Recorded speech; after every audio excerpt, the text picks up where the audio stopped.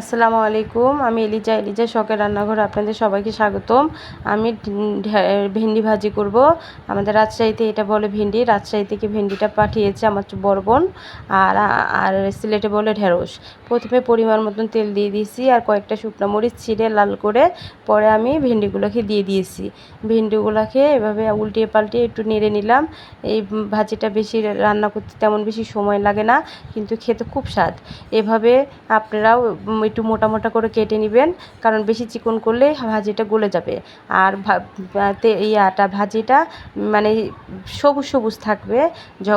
যদি আর ভাজা ভাজা হয়ে যায় তাহলে কিন্তু তেমন স্বাদ লাগে না। সবুজ সবুজ থাকলে এই ভাজিটা খেতে খুব ভালো লাগে। আর আমি মোটা মোটা করে একটু পেঁয়াজ কেটে নিয়েছি, পেঁয়াজগুলো দিয়ে দিলাম। পেঁয়াজগুলো দিয়ে আমি আরও 5 মিনিটের মতন ভাজিটাকে উল্টিয়ে পাল্টে একটু নাড়া দিয়ে নেব। নাড়া দিলে আমার ভাজিটা প্রায় শেষ। এই যে লবণ দিয়ে দিলাম।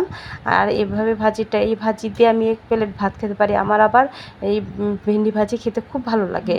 আমি খুব পছন্দ করি। আমি ভেন্ডি দিয়ে ডাল দিয়েও পছন্দ করি এবং ভেন্ডি ভাজি পছন্দ করি। আমি ভেন্ডি মাছ দিয়ে আমি রান্না করি না, মাছ দিয়ে খেতে পছন্দ করি না। আর এই ভাজিটা আমার খুবই খুবই খুবই পছন্দ, এবং আমার হাতে যে খায় সেই খুব পছন্দ করে।